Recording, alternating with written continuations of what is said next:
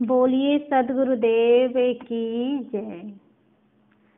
सज्जनों एवं देवियों, एक प्रश्न है, जीवन में सबसे सरल क्या है जो बिना किए हो जाता है? उत्तर है बुढ़ापा। इसे कोई नहीं चाहता और इसके लिए कोई प्रयत्न नहीं करना पड़ता। यह बिना प्रयत्न किए अपने आप आ उतरता है। किसी ने नहीं चाहा कि बुढ़ापा आए, पर वह आता है और अपनी गति से आता है। 50, 60, 70 वर्ष के बाद बुढ़ापा नहीं आता, बहुत जल्दी ही शुरू हो जाता है। हमें पता नहीं चलता, किंतु प्रारंभ बहुत पहले ही हो जाता है। प्राचीन साहित्य का संदर्भ ले, चाहे आज के वैज्ञानिक विचारना को ले, अभिमत एक है कि बुढ़ापा बहुत जल्दी प्रारंभ हो जाता है और बुढ़ापा इंद्रियों के द्वारा आता है। इंद्रियों की शक्ति का नाम है यौवन और इनकी शक्तियों का क्षीण होना है बुढ़ापा। जब कान की शक्ति, आंख की शक्ति, रस की, स्पर्श की शक्ति कम होने लग जाती है, बुढ़ापा आ जाता है। आज के वैज्ञानिकों का मत है कि 10 वर्ष से ही आंख की शक्ति कम होने लग जाती है और 40 तक तो काफी कम हो जाती है। कान की शक्ति 30 वर्ष से कम होने लग जाती है। श्वास की शक्ति 50 वर्ष के बाद कम होने लगती है और सूंघने की शक्ति 60 वर्ष के बाद कम होने लगती है। और मौत तो पहले क्षण से ही शुरू हो जाती है। जिस क्षण बच्चा जन्मता है उसी क्षण से मरना शुरू होता है, क्योंकि मृत्यु गर्भकाल से ही निश्चित होता है। तो बुढ़ापा क्या है? ऊर्जा और इंद्रियों की शक्ति का क्षीण होना बुढ़ापा है। बुढ़ापे का पहला लक्षण है अकड़न। धमनियों का अकड़ना, हड्डियों का अकड़ना। रीढ़ की हड्डी लचीली होती है तब तक बुढ़ापा उतरता नहीं। रीढ़ की हड्डी कड़ी पड़ जाती है तो बुढ़ापा जल्दी उतर आता है। न केवल हड्डियों की अकड़न, किंतु विचारों की अकड़न भी बुढ़ापा ला देती है। जो आदमी बहुत आग्रही होता है, जिद्दी होता है, अपनी बात पर टस से मस नहीं होता, वह भी जल्दी बूढ़ा होता है।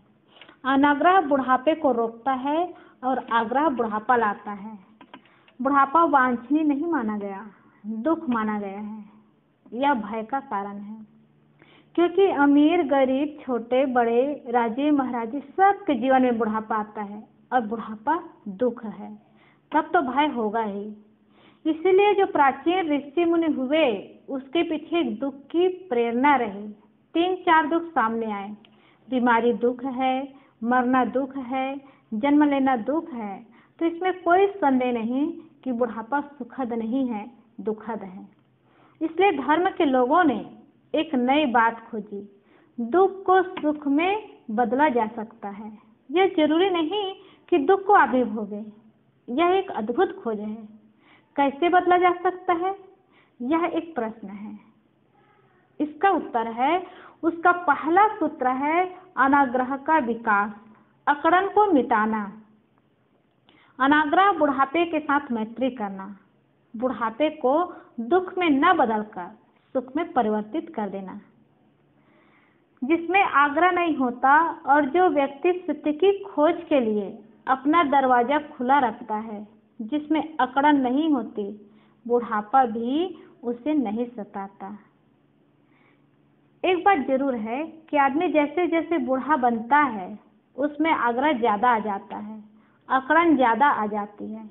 शरीर की अकड़न आती है तो बात की पकड़ भी आती है। वह आदमी बात को छोड़ना नहीं चाहता। दूसरे को कहता है कि तुम क्या जानते हो, तुमने जितना आटा खाया उतना तो मैंने नमक खा लिया। बूढ़े के पास वर्तमान में कोई रचनात्मक कार्य नहीं रहता। उसके पास केवल रहता है अपने बचपन से लेकर जवानी तथा परिपक्व अवस्था तक की स्मृतियों का बंडल। उनमें से वह अनुकूल स्मृतियों को चुन चुनकर तिल का ताड़ बनाकर मिलने वालों के सामने परोसता रहता है। यह अतिरंजना भरी मुर्दा बातों की दुहाई देता है और अपने बात को मनवाने का प्रयत्न करता है। यह अकड़न है और यही दुख देती है। बुढ़ापा में जब अपना मालिकपन छोड़ दिया जाए, तब उसके साथ अकड़न व अहंकार भी छोड़ दिया जाए। भोगों की इच्छा और क्रिया दोनों का त्याग करना चाहिए। अतः अनाग्रह बुढ़ापे के साथ मैत्री करने का पहला सूत्र है। बुढ़ापे के साथ मैत्री करने का दूसरा सूत्र है इंद्रियों का संयम। इंद्रिया जितना असंयम होता है उतना ही जल्दी बुढ़ापा आता है, और जितना जल्दी बुढ़ापा आता है वह उतना ही दुखद बन जाता है। बुढ़ापा में कई आदतें बनती है, क्योंकि जीवन भर खाए हैं, पिए हैं, देखे हैं, सुने, उसकी आदत बन जाती है, और उन आदतवश वह कई इच्छाओं, चाहनाओं और कामनाओं को पूरा करना चाहता है। जब पूरा नहीं हो पाता तब दुखी होता है। इस इंद्रिय जगत में रहने वाला व्यक्ति हमेशा उलझा रहता है, प्रियता में और अप्रियता में, अच्छे और बुरे में। इस चक्कर में उलझकर वह कभी मुक्त नहीं होता और उसका सुख डावाडोल रहता है। इसलिए एक उपाय खोजा गया, और उस उपाय का नाम है विराग। राग को बदला जा सकता है और वैराग को पैदा किया जा सकता है। इसलिए हम अभ्यास करें और राग को वैराग्य में बदलें। वैसे हर सिक्के के दो पहलू होते हैं, एक ओर चिद और दूसरे ओर पट। उसी प्रकार हर विषय के दो पहलू है, सुख और दुख, चाहे हम उसे जिस तरह उपयोग कर ले। इसी संदर्भ में एक मनुष्य ने कहा है, आपदाम कथिता पंथा इंद्राणाम संयमः तज्जया संपदाम मार्गे एन निष्ठम तेन गम्यताम। अर्थात इंद्रियों का असंयम आपत्ति का पथ है और उस पर जय प्राप्त करना संपत्ति का पथ है। इसलिए जिस मार्ग में अभीष्ट हो वह उस मार्ग में चले। इसलिए इंद्रियों का संयम सुखदायी होता है, और इंद्रियों को संयम करना ये बुढ़ापे के साथ मैत्री करने का दूसरा सूत्र है। बुढ़ापे के साथ मैत्री करने का तीसरा सूत्र है आहार संयम, परिमित भोजन। बुढ़ापे में पाचन रसों की कमी होती है। जैसे जैसे अवस्था बीतती है पाचन रस कम होने लग जाते हैं। 20-30 वर्ष की अवस्था तक पाचन रस ठीक होते हैं, उसके बाद पाचन रस कमजोर होने लग जाते हैं। न लीवर उतना पाचन रस छोड़ता है, न पेनक्रियाज ठीक काम करते हैं, न अमाशय, न पक्वाशय और न आते उतना ठीक काम करती है। वे घिस जाती है, क्षीण हो जाती है। उस अवस्था में पाचन रस तो कम बनते हैं और खाना अधिक भारी हो जाता है। खाने की चीजें भारी हो गई तो बुढ़ापा और जल्दी आएगा, और आएगा वह भी दुख देने वाला। इसलिए 40 वर्ष के बाद भोजन में परिवर्तन होना जरूरी है। और जो इस बात को नहीं सोचता कि 40 वर्ष में जो भोजन खाना है 60 वर्ष में और भारी भरकम खाने लग गया और मात्रा भी बढ़ गई, भूख भी बढ़ गई, तो वह अत्यंत हानिकारक होता है, बुढ़ापे को अत्यंत दुखद बना देता है। उस अवस्था में जो खाता है वह पूरा पचता नहीं है। अगर रक्त अधिक बनता है तो या तो ब्लड प्रेशर की बीमारी या पक्षाघात की बीमारी हो जाती है। नसें झेल नहीं पाती और रक्त ज़्यादा बनता है तो कोई न कोई समस्याएं पैदा हो जाती है। अमेरिका के डॉक्टर बर्नर ने कहा, अपने दांतों से अपनी कब्र मत खोदिए। कम भोजन से इतनी मौतें नहीं होती जितनी अधिक खा जाने से होती है। जीभ पर अधिकार रखे और केवल स्वाद के लिए ही पेट में चीजें मत ठूसे। जो पेट का ध्यान में रख कर खाएगा वह न ज्यादा खाएगा और न गलत वस्तु खाएगा। हर मनुष्य को यह ख्याल रखना चाहिए कि खाना जीने के लिए है, न कि जीवन खाने के लिए। वह खाना किस काम का जिससे जीवन हराम हो जाए, मुश्किल में पड़ जाए। इसलिए सदगुरु श्री अभिलाष जी ने कहा है, कम खाओ और गम खाओ। कम खाने से शरीर स्वस्थ रहता है, गम खाने से मन प्रसन्न रहता है। कम खाना महा औषधि है। जो कम खाएगा वह तन मन दोनों से स्वस्थ होगा। अतः बुढ़ापे के साथ मैत्री करने का यह तीसरा सूत्र है। बुढ़ापे के साथ मैत्री करने का चौथा सूत्र है तनाव से मुक्ति। हर व्यक्ति का बुढ़ापा बहुत दुखद होता है। जो तनावग्रस्त रहता है, क्रोध का आवेश, भय का आवेश, काम का आवेश, ये आवेश जितने तीव्र होते हैं उतना ही बुढ़ापा दुखदाई बनता है। चिंताएं भी बहुत रहती है। बुढ़ापे में नियंत्रण की शक्ति कमजोर हो जाती है। जवानी में अपने पर जितना कंट्रोल कर सकता है आदमी उतना बुढ़ापे में नहीं कर सकता। उस समय आवेश प्रबल बन जाता है और स्वभाव चिड़चिड़ा बन जाता है। दिन भर किसी को टोकता रहता है, गालियां भी बकता है, बार बार गुस्सा करता है और उत्तेजना में आ जाता है। नियंत्रणहीन जैसा हो जाता है। तनाव की स्थिति उसे बहुत दुख में ले जाती है। लोभ भी बढ़ जाता है। जवान आदमी उतना लोभी नहीं होता, बूढ़ा आदमी और ज्यादा लोभी बन जाता है। इसलिए मनुष्य को 60 वर्ष के बाद अपने जीवन को बदल देना चाहिए। यानी जिस काम धंधे, जिस व्यापार में 60 वर्ष तक रह चुके, घर को भरा, परिवार को पाला पोसा, सब कुछ किया, परंतु 60 वर्ष के बाद जीवन की रीति नीति बदल देनी चाहिए। फिर प्रणाली होनी चाहिए आध्यात्मिक की। घर से मुक्ति और आध्यात्मिक जीवन जीने की प्रणाली, यह बहुत सुंदर बात है। भारत में प्राचीन काल से यह परंपरा चली। पूर्वजों ने जीवन को 4 भागों में बांटा गया। 25 वर्ष तक ब्रह्मचर्य का पालन करके विद्या अध्ययन करें। 25 वर्ष से 50 वर्ष तक गृहस्थ में रहे। 50 से 75 वर्ष तक वानप्रस्थ और 75 के बाद संन्यास।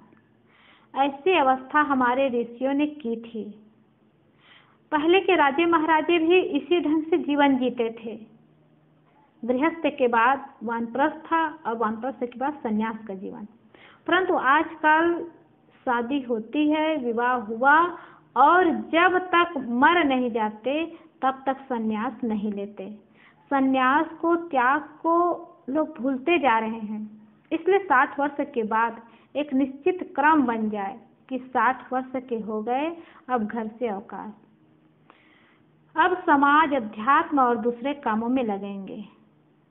सरकारी नौकरी करने वाले भी जब सरकारी नौकरी करते हैं तो उसके 60-62 साल में उसकी छुट्टी हो जाती है। इसलिए कि अब तक जीवन भर घर और परिवार के लिए लगे रहे, अब घर परिवार से छुट्टी ले और अपने लिए काम करे। अगर जीवन की प्रणाली बन जाए तो उसका बुढ़ापा सुखद हो सकता है। उसका रक्तचाप कम होगा, हृदय रोग, हार्ट अटैक कम होगा, बहुत सारी बीमारियां कम हो जाएगी। ये बीमारियां बहुत व्यस्त और चिंता से ग्रस्त रहने के कारण होती है। इतना घर का बोझ लदा रहता है कि समय आराम के लिए नहीं मिलता। आदमी सुख के साधन तो बहुत जुटाता है पर सुख से जीना नहीं जानता। हम कहते मधुमक्खियां बड़ी मूर्ख है जो शहद का संचय करती है और खाता कोई दूसरा है। आदमी भी शायद उससे ज्यादा समझदार नहीं है। मधुमक्खियां तो जुटाती ही है पर मरती तो नहीं है बेमौत। आदमी सुख के सामग्री जुटाते जुटाते उसी में पसते पसते मर जाते हैं, लेकिन सुख से जीवन जी नहीं पाते। ये एक विडंबना है। जो तनाव मुक्त होना जानता है और साथ में चिंता मुक्त और व्यस्तता से मुक्त होना जानता है, उसका बुढ़ापा सुखद होता है। वास्तव में बुढ़ापा कोई दुख नहीं है। बुढ़ापा एक बहुत अच्छी अवस्था है, एक पका हुआ फल है। कच्चा फल खट्टा होता है। चिकने कच्चे फल की अपेक्षा सिकुड़े पके फल ज्यादा मीठे और ज्यादा कीमती और सबको प्रिय होते हैं। पक्के फल में मिठास आती है। बुढ़ापा तो जीवन की मिठास है। 50, 60, 70 वर्ष करते करते, देखते देखते कितनी घटनाएं सुनी, देखी, जानी और अनुभव की भी होती है। उसके बाद जो रस का परिपाक होता है, जिसका परिपक्व और प्रौढ़ अनुभव होता है कि बुढ़ापा कभी दुखदाई नहीं हो सकता। इसका अपना मनोहर सौंदर्य है। किसान, शिल्पी, कलाकार, वकील, डॉक्टर, इंजीनियर, संत आदि यदि वृद्ध है तो दीर्घकालीन अनुभवी होने से सज्जनों के आदर के पात्र होते हैं और समझदार लोग उनसे राय लेते हैं। शास्त्रकारों ने कहा है कि बुढ़ापा दुखद है। शायद उनका अभिप्राय यही था कि उन लोगों का बुढ़ापा दुख है जो खाने का संयम नहीं रखते, इंद्रियों का संयम नहीं रखते, तनाव से ग्रस्त रहते हैं और जिनमें आग्रह रहता है। किंतु जो इनसे मुक्त है उनका बुढ़ापा तो बहुत सुखद होता है। बुढ़ापे में जो परिपक्व विचार और अनुभूतियां आती है वे जवानी में कभी नहीं आ सकती। जवानी में एक दूसरा नशा होता है, एक जोश होता है, एक उन्माद होता है, आवेश होता है, किंतु वह बूढ़ा आदमी उन सब से मुक्त हो जाता है और वह और अधिक गहराइयों में जाकर सच्चाइयों का प्रतिपादन कर सकता है। जवानों के पास जोश होता है लेकिन होश नहीं रहता। बूढ़ों के पास होश आता है तो जवानी का जोश उतर जाता है। इसलिए जवान व्यक्ति बूढ़ों के पास बैठ करके उनके अनुभव को ले और कर्म करने की शक्ति उनके पास है, अपनी शक्ति का सदुपयोग करे तो जीवन सुंदर बन जाता है। तो बुढ़ापा कितना सुंदर अवस्था है जो जीवन में सारी अनुभूतियां, सारे अनुभव उनके पास होते हैं और उनके पास जोश नहीं रहता, होश रहता है और होश के साथ जीवन का समय आता है और लोगों के सामने अगर अपना अनुभव दे और अपने अनुभव बताए तो उन लोगों को सही मार्ग मिलेगा, सही प्रेरणा मिलेगी। इसलिए कहा है ओल्ड इज गोल्ड, अर्थात बुढ़ापा सोना है, क्योंकि बुढ़ापा जीवन का सुंदर अनुभव का रस है। इसलिए बुढ़ापे के साथ मैत्री करने का चौथा सूत्र है तनाव से मुक्ति। अगर ऐसा जीवन जीना आ गया तो निश्चित है उनका बुढ़ापा बहुत सुखद होगा, उनका बुढ़ापा मंगलमय होगा, उनका बुढ़ापा शांति से बीतेगा। इसलिए जीवन में चाहिए कि अपने जीवन को सुंदर बनाएं, सुखमय बनाएं। एक व्यक्ति बूढ़ा था पर संत के पास मिलने गया। संत ने पूछा तुम्हारे घर में सब ठीक ठाक है? उन्होंने कहा हाँ सब ठीक है, कभी कभी मुझसे ही गलती हो जाती है, मेरे बेटे बहू बहुत अच्छे हैं। दूसरा दिन बेटे बहू संत से मिलने गए। संत ने पूछा तुम्हारे पिताजी ठीक हैं? उन्होंने कहा हमारे पिताजी बहुत अच्छे हैं, उनके पास 3 चीज है और ये 3 चीज ही हम लोगों को मोह लेता है। उनके जुबान में शुगर फैक्ट्री है, उनके हृदय में लव फैक्ट्री है और उनके सिर में आइस फैक्ट्री है। उनको कभी गुस्सा नहीं आता, वो कभी तनाव में नहीं आते। हम लोगों से गलती भी हो जाए तब भी वो तनाव में नहीं आते हैं, कड़ी जुबान नहीं देते हैं और हमेशा सबसे प्यार करते हैं। और यही 3 चीजें हम सबके दिल को मोह लेता है। और अपने पिताजी की प्रशंसा करते करते बेटे बहू के आंखों में आंसू भर आया। ऐसा बुढ़ापा कितना सुखद होता है जिनका दिमाग आइस फैक्ट्री बन जाए, ठंडा रहे, जिनका जुबान शुगर फैक्ट्री बन जाए, मीठी आवाज निकले, और जिनका हृदय लव फैक्ट्री बन जाए। हमारे दिमाग में क्या होता है? लोहा का कारखाना दिमाग में भरा रहता है, हृदय पत्थर बन जाता है और जुबान से जहर निकलता है। उसका बुढ़ापा कैसे सुखद हो सकता है? इसलिए बुढ़ापा को सुखद बनाना है तो दिमाग को ठंडा रखे, जुबान को मीठा रखे और हृदय में प्यार रखे और इसके लिए तनाव से मुक्त हो। तो ये चौथी अवस्था बुढ़ापा के साथ मैत्री करने का ये चौथा सूत्र है। ये चारों सूत्रों को याद करें और जीवन को जिए तो निश्चित है उनका बुढ़ापा